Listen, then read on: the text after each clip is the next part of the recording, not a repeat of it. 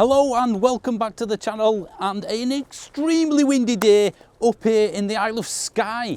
I'm here on holiday, but ultimately because I thought I'd take the opportunity to do the introduction for this video next to one of these things, because that's what it's all about, a heat pump. Now, I've been toying with the idea of getting a heat pump for a good year and a half, or at least making it part of the plan for the house. If you've watched this video, then it would make sense, because you'll know what I'm talking about more in this video.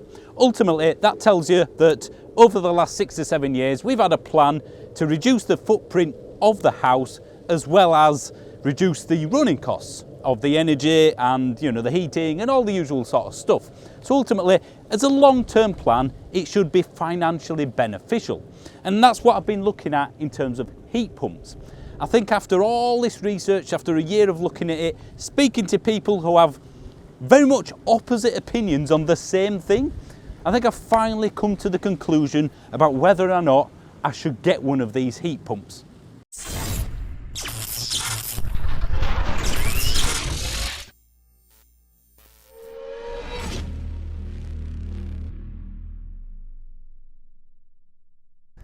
Now, before we go any further, I just want to mention the place we're staying in, which is here. You see, it's got a car charger. You may have seen it at the start of this video.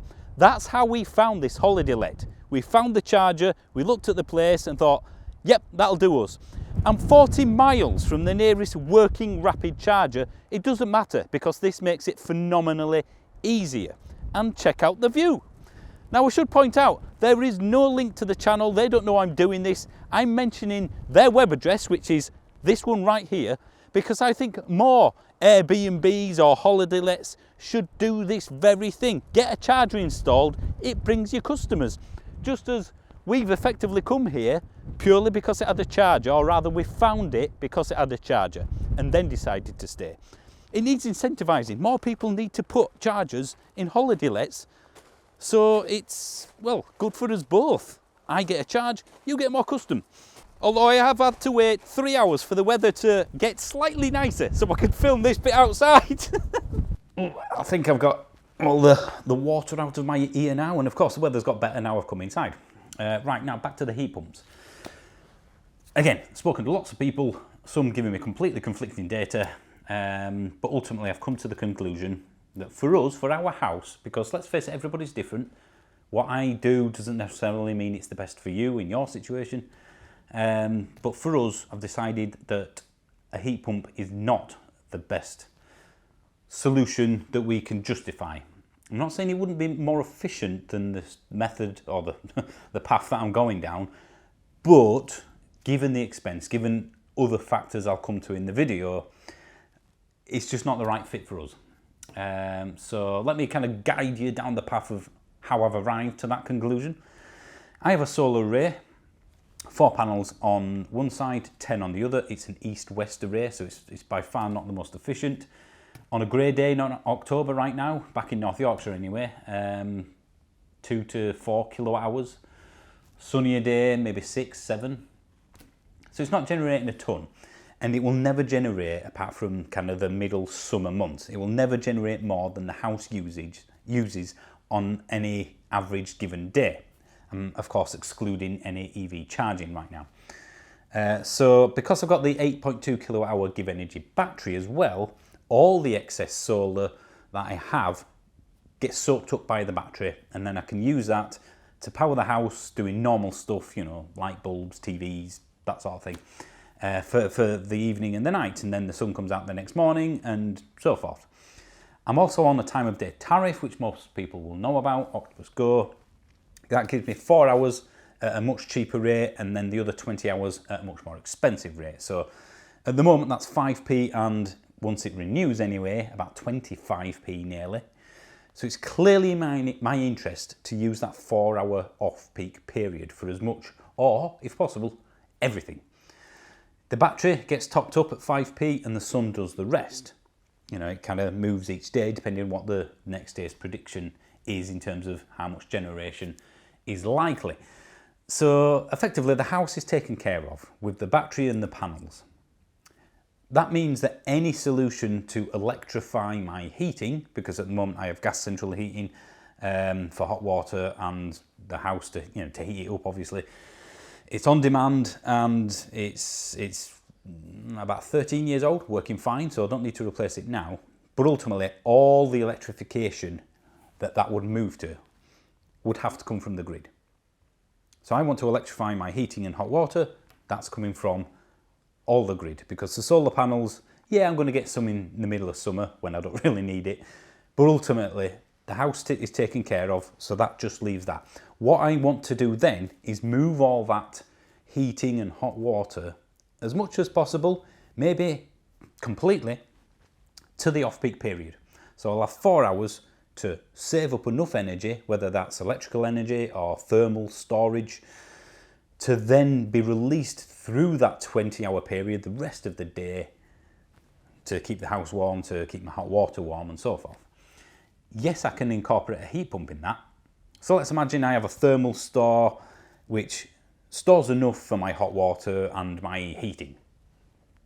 I can use a heat pump to obviously to make it more efficient, but the savings just aren't there, because in my head anyway, and please, if I'm wrong in this, feel free to poke any holes in this logic. But if all or most of my heating bills for that hot water and the house is coming from the 5p period, then getting a heat pump, which even if it doubled the efficiency, I'm only saving 2.5 pence per kilowatt hour. It's not like taking a 40 or 30 pence per kilowatt hour down to 10 or 15. It's a good percentage saving, but it's not a good actual saving.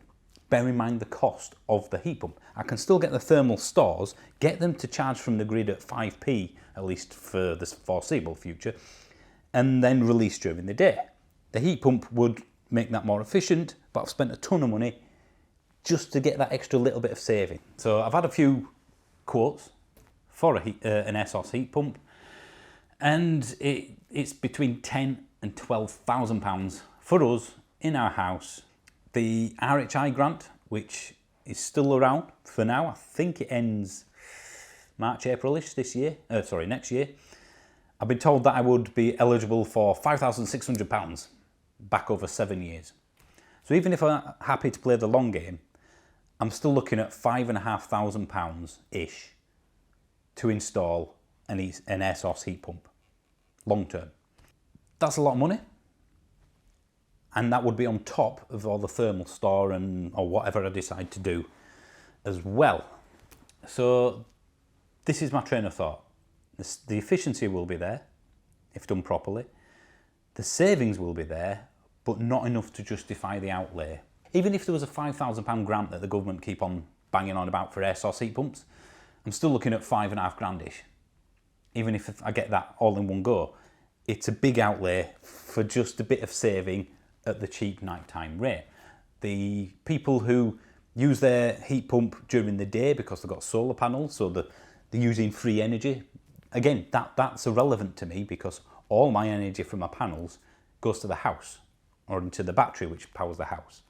And even though the battery could theoretically power the ESSOS heat pump, it's not big enough for that to realistically happen. So again, I have to rely on the grid, and because of this cheap nighttime rate, which I reckon I can get everything, well, not everything, most things from, even in winter, it doesn't justify, does it? And there are a few other things from staying here that I've also noticed. Now, it's not a problem where we are, the ESSOS heat pump that I showed you at the start of the video, because it's at the back of the house, no windows, really well insulated. Even with the windows open, I can't hear it.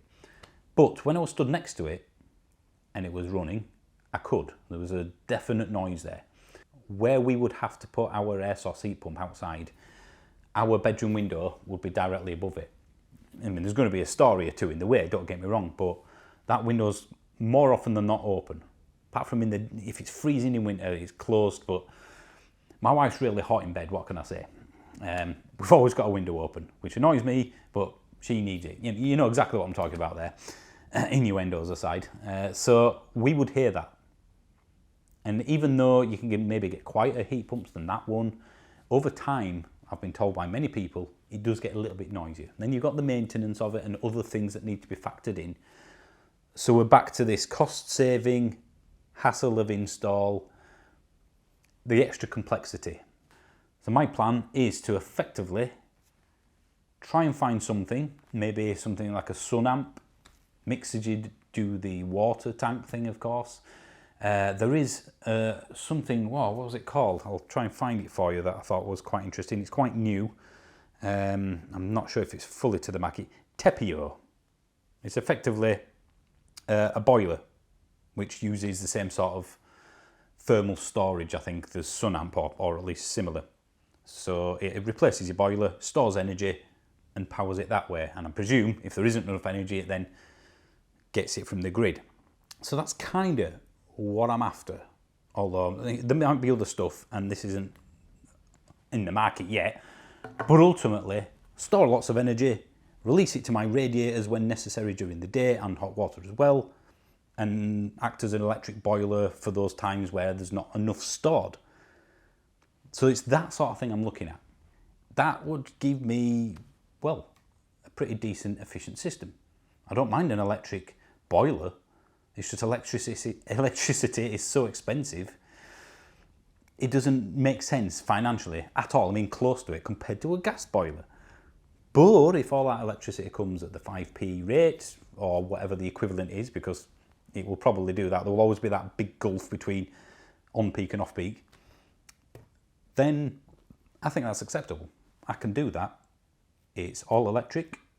It's probably no more to run than gas, or at least very slightly. I don't have to change my radiators. I don't have to do any sort of install on the house. I don't have to rip anything out. And it can all go in the same place that the current boiler is in. If I have to accept that none of my heating comes from my own generation, from the panels, all has to come from the grid, then let's use it properly. Let's kind of take that tariff and just chuck it all in there. My EV has always charged at the 4-hour cheap rate, which has always been 5p, and as far as I know, will be for quite some time. So it's kind of like doing the same thing with the house, only charging the house up during that 4-hour period. You just need to make sure you've got enough stored, whether it's thermal or electric, to get you through a winter's cold day. Back full circle to the heat pump, I just can't do it. It doesn't make sense to me. I know a lot of people like them. If I was building a house, I would get one. If I had underfloor heating, which I don't, again, it would be an easier sell. But given the radiators that I have will probably need changing, given the installation, the potential noise, because it's directly above a window that's always open, and we live in a village, it's very quiet. You can hear a mouse fart at night usually, and sheep in the fields. So we would hear that, that whirring of a heat pump. So that bothers me a little bit. Then there's the big expensive installation, with or without the grant immediately. It's just not for us. At this stage, I would like some information from you guys. Has anybody got a fully grid-reliant heating and hot water system that just charges, as it were, during the off-peak period? The 4-hour period with Octopus Go as an example. Can you get through the day? Do you need too much thermal stuff to make it make sense? I mean, logically, I could get tons of batteries and have electric radiators dotted around my house. But then I'd need an awful lot of batteries to the point of absurdity. So, yeah, that's where I'm going down. And if you've got any ideas, if you've got any help, forget the heat pump. I've decided against that.